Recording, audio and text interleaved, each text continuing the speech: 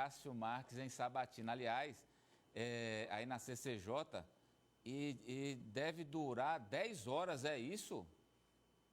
Expectativa da senadora Simone Tebet, presidente da Comissão de Constituição e Justiça. Aqui do lado, inclusive, a comissão.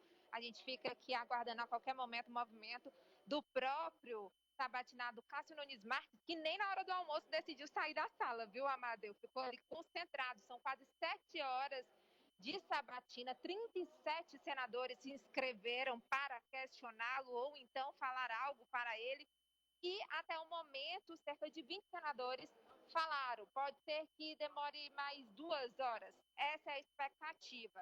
Ele iniciou sua fala relembrando sua trajetória desde Teresina, da sua origem humilde, sua formação até a chegada do TRF, Tribunal Regional Federal, onde ele é desembargador atualmente. Amadeu também ressaltou a importância de harmonia entre os poderes, claro, com a independência de cada um, para que haja mais interação e que as coisas realmente fluam nesse sentido. Isso, com certeza, para livrar aquela dúvida dos senadores de que o STF pode interferir no Senado, como foi o caso que a gente viu recentemente.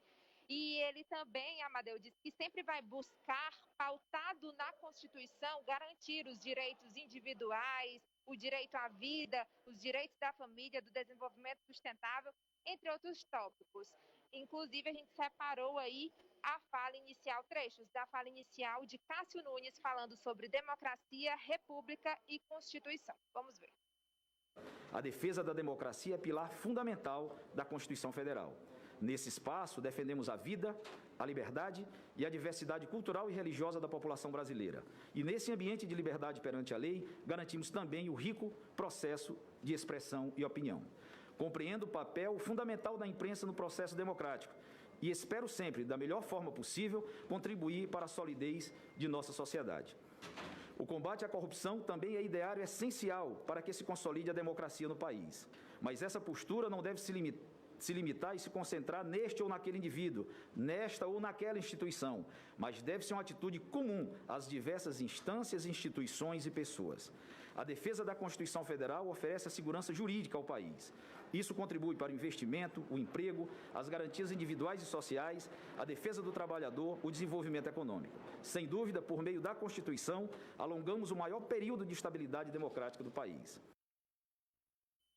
Ele também falou sobre os temas polêmicos. Senadores insistiram nesse tema, inclusive, por mais de uma vez, como, por exemplo, prisão em segunda instância. O desembargador também repetiu que esse tema já está com o Congresso. Além disso, corrupção e Operação Lava Jato, para saber qual é a opinião dele sobre essas operações. E também sobre a legalização do aborto. Vamos ver o trecho que ele fala sobre a prisão em segunda instância.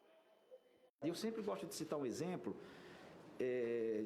Se de um lado nós temos um criminoso habitual, um traficante, alguém que tenha por profissão delinquir, e em um outro fato nós temos um cidadão brasileiro, pai de família, empregado, tem residência fixa, sem absolutamente nenhum antecedente criminal, mas que por um infortúnio ele se envolveu em uma briga num bar próximo à sua casa e tenha cometido uma lesão corporal de natureza grave. Naquela condenação em segunda instância, se não dermos ao Poder Judiciário a possibilidade de fundamentar uma decisão de recolhimento, nós iríamos aplicar, em sede desse automatismo, o recolhimento de ambas as pessoas.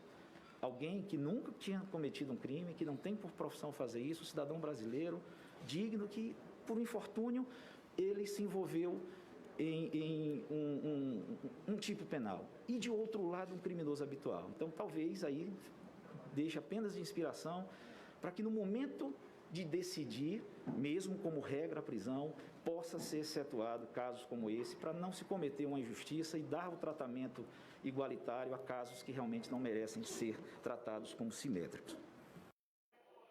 Então tá aí, na opinião do desembargador, cada caso deve ser avaliado separadamente, Amadeu. E só para lembrar que ainda hoje, depois da sabatina na CCJ, a votação vai ocorrer no plenário do Senado, onde ele precisa de 41 votos dos 81 senadores.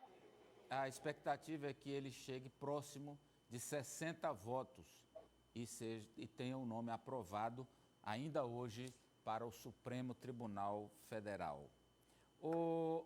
A guerra da vacina.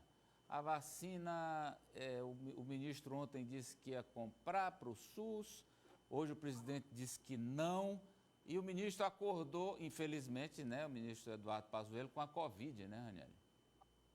Sim, foi confirmado pelo Ministério da Saúde que ele foi diagnosticado com a Covid-19. Ontem ele já estava com suspeita e por isso fez a reunião com os governadores por videoconferência. Ontem o ministro da Saúde, como eu falei aqui no ao vivo, ele tinha anunciado, né, a expectativa era essa e realmente aconteceu, tinha anunciado a aquisição de 46 milhões de doses da Coronavac, que é a vacina produzida, desenvolvida pelo Instituto Butantan com o laboratório chinês Sinovac. Mas hoje o presidente Jair Bolsonaro já desautorizou o ministro. O Ministério da Saúde enviou nota, disse que não está nada fechado, que depende de aprovação da Anvisa e que, por isso, não poderia se adiantar sobre esse tema. O ministro Pazuello não gostou desse enquadramento do presidente Jair Bolsonaro, mas que vai esperar o processo. O governador de São Paulo, João Dória, que se aproveitou de um certo modo para capitalizar o anúncio da vacina, fato que não agradou o Bolsonaro, já que eles são adversários políticos, ele esteve hoje aqui no Senado e falou sobre esse tema. Disse que a vacina é brasileira e pediu compreensão ao presidente. Vamos conferir um trecho. Eu já disse. E não a vacina de São Paulo. Isso já foi dito aqui, aliás, corretamente. É a vacina dos brasileiros.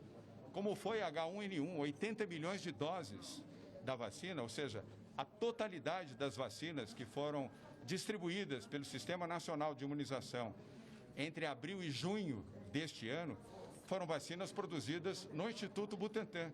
Portanto, uma vacina do Brasil. É hora de paz, é hora de entendimento.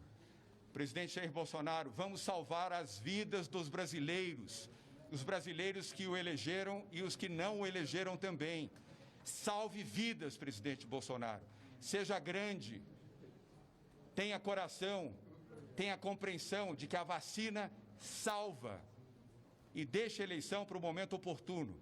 Agora é hora da vacinação, não é hora de eleição. Muito obrigado a todos. Uma boa tarde.